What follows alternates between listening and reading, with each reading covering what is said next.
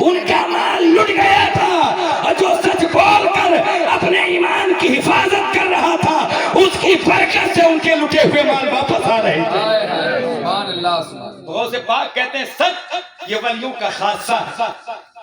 آپ کی کتاب پڑھیے الفتح الربانی غنیت الطالبین، فرماتے ہیں دو باتوں پہ عمل کرو دعا قبول ہو جائے گی۔ آج ہر مسلمان کہتا ہے دعا قبول نہیں ہوتی، حضرت بہت نمازیں پڑھتے ہیں، بہت دعا کرتے، قبول ہی نہیں ہوتی۔ غوث پاک سے کسی نے کہا تھا حضور دعا نہیں قبول ہوتی، کیا کریں؟ فرمایا دو باتوں پہ عمل کرو۔ آپ کی کتاب الفتح الربانی میں لکھا ہے، فرمایا سنو دو باتوں پر۔ پوچھا حضور کیا کریں؟ فرمایا ایک تو جب بولو تو سچ بولو، اور جب بھی کھاؤ تو حلال لقمہ کھاؤ۔ ان دو باتوں پہ عمل کر لو گے مستجاب الدعوات بن جاؤ گے۔ جو دعا کرو گے اللہ تمہاری دعاؤں کو قبول فرما لے گا۔ سبحان اللہ سبحان اللہ۔ اور یہی باتیں نہیں ہوتی ہیں، بندہ کتنا جھوٹ بولتا ہے موبائلوں پر بھی، یہی بیٹھا ہے اشارہ میں کہاں پہنچے، ٹھیک ہے وہاں بس 12 بج کے پہنچ رہے ہیں، مزول شریف پہنچ گئے۔ یعنی یہ فنوا بھی بہت جھوٹ بلواتا ہے، یعنی اس کا اگر صحیح استعمال کیا جائے تو صحیح بھی ہے، اور غلط استعمال کیا جائے تو یہ بہت بڑا فتنہ بھی ہے، اس کا بہت بڑا۔ تو جھوٹ برکتوں اور سکون کو ختم کر دیتا ہے۔ سچ بولا کریں۔ غوث پاک کہتے ہیں سچ بولو۔ پوچھا گیا حضور آپ کی محبت سینے میں کیسے آئے گی؟ وہی کتاب میں لکھا ہے، فرمایا سچے صادق مصدق بن جاؤ، میں خود تمہارے دل میں آ کے قیام کر لوں گا۔ سبحان اللہ۔ یہ غوث پاک ہے۔ تو سچے بنو، سچے ہر۔ حضرت خدیجہ کہتی ہیں جب میسرہ گئے ملک شام گئے تو لوگوں نے کہا جھوٹ بولو تو فائدہ ہوگا، تو سرکار نے کہا میں جھوٹ بولنے نہیں آیا، میں یہاں سچ بولنے آیا ہوں۔ سبحان اللہ۔ تو اگر کہیں 10 جھوٹے اکٹھا ہوں تو سچ بول دیا کرو، یہ بھی تو رسول اللہ کی سنت ہے۔ سبحان اللہ۔ بے بول دیا، اس کے بعد سوائے اس میں بڑے واقعات ہیں، لیکن میں بس حضور آ گئے تو خدیجہ نے ڈائریکٹ پوچھا میسرہ سے فائدہ کتنا ہوا ہے؟ تو انہوں نے پوچھا فائدہ پہلے پوچھو گی، یہ نہیں پوچھو گی جس انسان کے ساتھ بھیجا تھا وہ انسان کہتا تھا۔ تو کہا ذرا بتا دو۔ اتنا کہا بس میسرہ رونے لگے، رو کے کہا خدیجہ اب مجھے ان سے الگ نہیں کرنا۔ کہا کیوں؟ کہا اتنی محبت زندگی میں میرے ماں باپ نے نہیں دی ہے جتنی چند دنوں میں مجھے محمد ابن عربی نے سبحان اللہ۔ محمد عربی نے دے دیے۔ کہا کیوں؟ کہا وہ بعد میں کھاتے تھے مجھے پہلے کھلاتے تھے، پہلے مجھے پلاتے بعد میں پیتے، پہلے مجھے سلاتے بعد میں سوتے۔ کہا اچھا۔ خدیجہ نے کہا اور بتاؤ؟ کہا اور کیا؟ کہا ہم لوگ دھوپ میں چل رہے تھے اور کچھ لوگ پیڑ کے سائے میں بیٹھے تھے اور یہ دھوپ میں تھے، تو میں نے دیکھا اچانک وہ پیڑ کا سایہ ان پہ سایہ کرنا چھوڑ دیتا ہے، آگے ان پہ کے سر میں سایہ کر لیتا ہے، ان کے آگے پیچھے پیچھے چلنے لگتا ہے۔ اچھا خدیجہ نے جب سنا تو دل میں محبت اور پیدا ہو گئی، تو حضرت خدیجہ نے ایک خط لکھا، تاریخ بتاتی ہے، اپنی باندی نفیسہ کو دیا اور دے کے کہا جاؤ یہ محمد عربی کو لے کے آؤ۔ حضور کے پاس خط گیا، کائے کا خط تھا؟ پیغام نکاح۔ حضور نے جب دیکھا تو مسکرائے حضور، اور مسکرا کے جانتے ہو کیا کہتے ہیں؟ حضور کہتے ہیں میں خود فیصلہ نہیں کروں گا، پہلے اپنے چچا ابو طالب سے مشورہ کروں گا۔ سبحان اللہ۔ حالانکہ حضور کو کسی کے مشورے کی ضرورت ہے نہیں ہے، لیکن پوری کائنات کو حضور کے مشورے کی ضرورت ہے، لیکن تب بھی کہہ رہے مشورہ کروں گا، یعنی بتا رہے ہیں اپنے عاشقوں کو اے میرے امتیوں جب شادی اور نکاح کی بات آئے تو خود فیصلے نہ کیا کرو، پہلے اپنے بڑوں سے بیٹھ کر مشورہ کر لیا کرو، یہ تمہارے نبی کی سنت بھی ہے اور اس میں رحمت بھی ہے، برکت بھی ہے۔ سبحان اللہ سبحان اللہ۔ آج کیا ہے نوجوان اس کے خلاف نہیں ہے، اگر شاید کوئی سمجھ میں آ جائے موبائلوں پر بھی اس کے پیچھے بھاگتا ہے، کہ چاہے باپ ناراض ہو، چاہے اماں ناراض ہو، چاہے رشتہ دار ناراض ہو، حضرت کچھ ایسا کر تو دو تعویذ کی ہماری شادی ہو جائے۔ ہاں غلام بولتا ہے میں بھی تعویذ کبھی کبھی بنا دیتا ہوں اور لوگ آ جاتے ہیں۔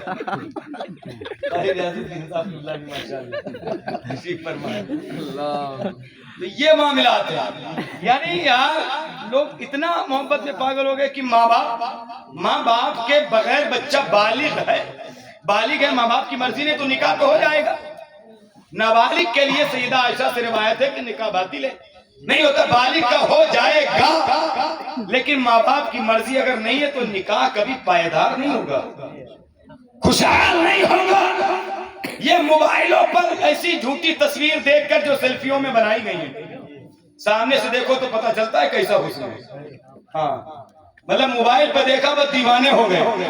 حضرت کچھ ایسا تعویذ بناؤ کہ ایسے پیڑ پہ لٹکائے تو شادی ہو جائے, پتھر کے نیچے دبائیں فوراً شادی ہو جائے. یعنی ایسے حسن کے پیچھے وہ بناوٹی حسن جو 2 دن میں ریگا ہو جائے گا, عمر کے ساتھ ڈھل جائے گا. میں کہتا ہوں تمہیں اگر حسن ہی دیکھنا ہے تو موبائل پر یہ ممبئی کی گندی ہیروئنوں کو دیکھ کر پاگل نہ ہوا کرو. اگر حسن ہی دیکھنا ہے تو گنبد خضرا کو دیکھا کرو اور زمانے کو بتایا کرو. ہم اپنا معیار زمانے سے جدا رکھتے ہیں, ہم اپنا محبوب بھی محبوب خدا رکھتے ہیں. سبحان اللہ. میرا باپ بھی محبوب. کیا کہنے ہیں حضرت, کیا پیغام ہے سر. واہ واہ واہ واہ. حضور کے جیسا کوئی نہیں ہے. قاری صاحب قبلہ, حضور کے جیسا کوئی بھی نہیں کائنات میں. اعلیٰ حضرت کہتے ہیں لم یاتی نظیر و کتیم. یہ حضور کا حسن ہے جسے رب ہی دیکھے. اور قرآن میں کہے حبیب بار بار آپ کا آسمان کی طرف دیکھنا ہم دیکھ رہے ہیں. تو حسن بنانے والا بھی جس حسن کو تکے تو سوچئے حسن کیسا ہوگا. اور اس حسن کے پیچھے تم بھاگ گئے. یہ محبت میں پاگل دیوانہ کر دے گی. لوگ ایسے پاگل ہوتے ہیں, حضور کہہ رہے ہیں سنو میں مشورہ کروں گا. لوگ مشورہ نہیں کرتے. یعنی کتنی اولادوں کو دیکھا رشتے کے بعد شادی کے بعد ماں باپ سے دور ہو گئے. بوڑھے ماں باپ بستر پر تڑپتے رہے لیکن اس نے اگر بیوی کو لگ رہا پا لیا تو ماں باپ کو چھوڑ دیا. کتنی ایسے ماں باپ ہیں میں نے روتے ہوئے دیکھا. لوگ بوڑھے داڑیاں سفید ہو گئیں, جب وہ رو کے کہتے ہیں نا حضرت میرا بیٹا 10 روپے نہیں دیتا ہے, دوائی کے لیے 50 روپے نہیں دیتا ہے. قسم خدا کی ان باتوں کو سن کر منہ کو کلیجہ آ جاتا ہے. وہ ماں باپ کیا ہے پتا ہے, اولاد پر سب سے زیادہ حق اس کے ماں باپ کا ہے اور عورت پر سب سے زیادہ حق اس کے شوہر کا ہے, سب سے زیادہ. لیکن کتنے نوجوان ایسے بھی ہیں ماں باپ پر کتنا ظلم کرتے ہیں. میں نے کتنوں کو دیکھا ہے باہر ہیں, ماں باپ یہاں مر جاتے ہیں, انتقال ہو جاتے ہیں, ان کو وہاں پتہ ہی نہیں چلتا. ہمیں لگتا ہے 50,000 مہینے میں بھیج دیا تو ماں باپ خوش ہو گئے. میں کہتا ہوں 50,000 سے ماں باپ خوش نہیں ہوں گے. اگر تم شام کو ایک فون لگا کر اپنے بوڑھے باپ سے محبت سے تو بات کر لے گا, قسم خدا کی باپ کا سینہ چوڑا ہو جائے گا. لیکن کتنے ماں باپ کو روتے ہوئے دیکھا ہے کہ ہم بھی تو گھر میں ایک صاحب کہہ رہے تھے حضرت بوڑھی ماں کہہ رہی تھی میں پان کھاتی تھی, شادی کے بعد میرے بیٹے نے پان چھوڑا اور کہہ رہا تھا اتنے پیسے کہاں سے لائیں گے. کہتے ہیں ہم میاں بیوی بوڑھے دونوں نیچے پڑے رہتے ہیں, یہ اچھے فروٹس اور سبزیاں اور ڈرائی فروٹس لے کے اوپر چلا جاتا ہے, ہم نیچے تڑپتے رہتے ہیں, ہمیں باسی کھانا دیتا ہے, سوکھی روٹیاں دیتا ہے. یہ اولاد سمجھتی ہے ہم کامیاب ہو گئے. یہ جو ہے زندگی کے عظیم دہانے پر نہیں بلکہ ذلت کے دہانے پر کھڑی ہے. جب اللہ ذلت کا توق ڈالے گا تو کوئی نہیں بچا پائے گا. ماں باپ کیا ہیں مرنے کے بعد احساس ہوتا ہے. ماں باپ مر جائیں تو بیٹا اگر ریشم کے تکیے پر بھی سوئے تو نیند نہیں آتی ہے. کائنات میں کوئی شخص دنیاوی اعتبار سے اتنی محبت نہیں کر سکتا جتنی ماں باپ کا. اور ماں باپ کے خلاف ہم چلے جاتے. کتنے بوڑھے باپوں کی روتے ہوئے داڑھی میں نے بھیگی ہوئی دیکھی. حضور کی بارگاہ میں ایک صحابی آئے تھے, کہتے یا رسول اللہ میرا بیٹا مجھے پیسے نہیں دیتا ہے. حضور نے کہا بلاؤ. وہ آئے تو کہا تو اپنے باپ کو پیسہ نہیں دیتا ہے. اس نے کہا سرکار میری محنت ہے, میری تجارت ہے, میں کیوں دوں. حضور نے کہا سن, تیرا بھی مالک تیرا باپ ہے اور تیری دولت کا بھی مالک تیرا باپ ہے. تیرا باپ جسے چاہے دولت کو استعمال کرے, جیسے چاہے تجھے استعمال کرے. کتنی ایسی اولادیں میں نے دیکھا ہے. اور میں اپنے نوجوانوں سے کہتا ہوں شادیاں کرنی ہے یہ حضور کی سنت, لیکن ماں باپ کے خلاف نہیں جانا. وہ نکاح خوشحال اور پائیدار نہیں ہوتا ہے, کبھی کامیاب نہیں ہوتا. اور اپنی بہنوں سے بھی گزارش کرتا ہوں کہ کسی کے محبت کے جھوٹے جال میں آ کر کے اپنے ماں باپ کی عزت کو داؤں پر نہیں لگانا. کبھی یہ دنیاوی لوگ ہیں, झूठे झूठे वादे करके तुम्हारी इज्जतों को तमाशा बना देंगे, लेकिन तुमसे वो मोहब्बत नहीं कर सकते जो माँ बाप करते हैं।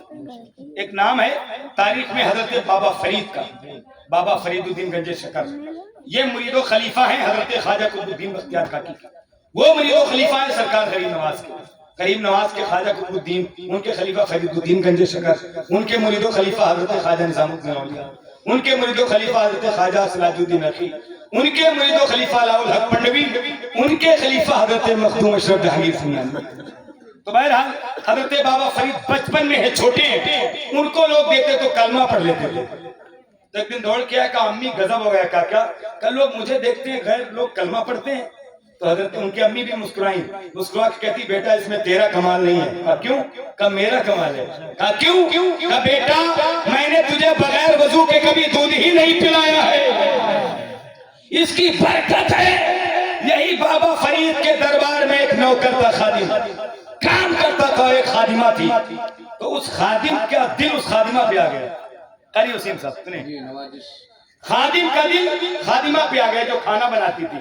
यानी पहले होती नहीं थी बांदिया, खानकाह में बड़े घरों में बांदिया काम करती थी, नौकरानी होती थी, तो वो थी खानकाह में। तो उस खादिम का दिल खादिमा पे आ गया, और जब आ गया तो वो 5 दिन काम पे नहीं आया। बाबा फरीद ने पूछा कि भाई वो मेरा फला नौकर नहीं दिखता है। कहा हुजूर उसे मोहब्बत हो गई। कहा किससे? कहा तो आपके घर में जो खादिमा खाना बनाती है। कहा अच्छा कहाँ? कहा उसको बुलाओ। उसको बुलाया गया, वो दौड़ के आया। बाबा फरीद ने पूछा क्या भाई तुम 3 दिन से काम पे नहीं आ रहे? कहा हुजूर मोहब्बत हो गई। किससे? घर में जो खाना बनाती है खादिमा है।